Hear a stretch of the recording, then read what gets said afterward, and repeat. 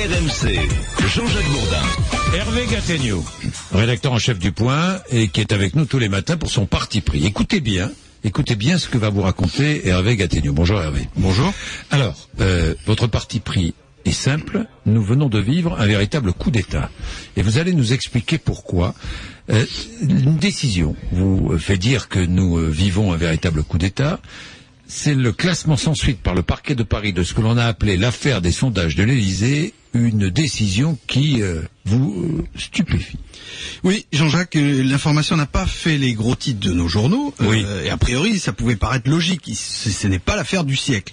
C'était une association de lutte anticorruption qui avait déposé plainte au sujet du paiement par l'Élysée d'1,5 million d'euros d'études et de sondages à l'ancien journaliste Patrick Buisson, qui est l'un des principaux conseillers politiques de Nicolas Sarkozy. Voilà, l'Élysée avait payé 1,5 million d'euros d'études et de sondages à l'ancien journaliste Patrick Buisson, qui est l'un des principaux conseillers politiques de Nicolas Sarkozy. Eh bien, le 25 octobre, le procureur a classé cette plainte. Mais ce qui est stupéfiant, c'est la motivation de cette décision. Pas question de dire que les faits n'étaient pas établis, c'est la Cour des comptes elle-même qui les avait relevés dans un rapport très officiel en pointant que ce contrat, compte tenu de son montant, aurait dû être soumis à un appel d'offres et que donc le choix de la société de M. Buisson pouvait relever de ce qu'on appelle le délit de favoritisme.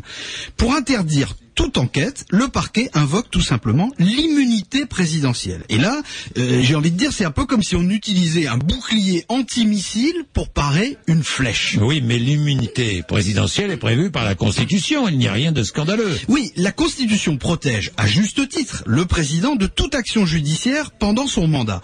Mais l'immunité, elle est réservée à la personne du chef de l'État. Or, dans cette affaire, le procureur écrit noir sur blanc que l'immunité, que l'irresponsabilité présidentielle doit être étendue à l'ensemble des collaborateurs de l'Élysée. Donc en l'occurrence, le collaborateur qui avait signé le contrat en question, c'était la directrice de cabinet, Emmanuelle Mignon. Et tenez-vous bien, l'immunité doit même profiter aux bénéficiaires du contrat, c'est-à-dire à Patrick Buisson. Alors ça n'est plus le fait du prince, ça c'est l'institution d'un privilège qui franchement ressemble plus à des pratiques de cour de l'ancien régime, comme dirait Dominique de Villepin, que de la justice d'un pays démocratique. Sous la monarchie, on disait, le roi ne peut mal faire.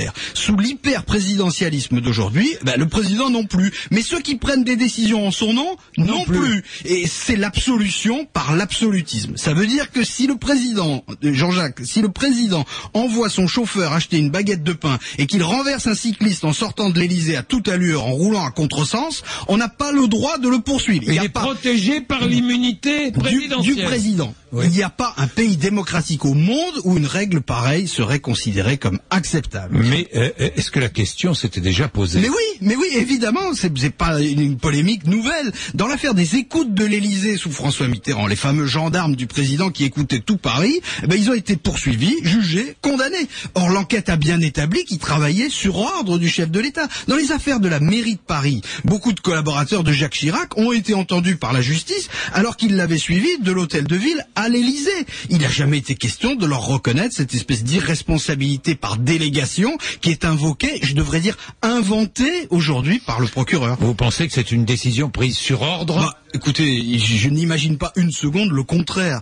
Il est clair qu'on a voulu empêcher toute procédure sur cette affaire de sondage, puisque précisément les faits paraissaient trop bien établis. Et donc l'objectif n'était pas d'épargner le chef de l'État, Nicolas Sarkozy, puisque de toute façon la Constitution le protège et qu'il n'avait pas signé lui-même ses contrats. Il s'agissait de préserver son ami et son conseiller Patrick Buisson de tout désagrément judiciaire. Conclusion, on croyait que cette affaire avait dévoilé les coulisses de notre République sondagière. En fait, elle conduit à des pratiques de République bananière.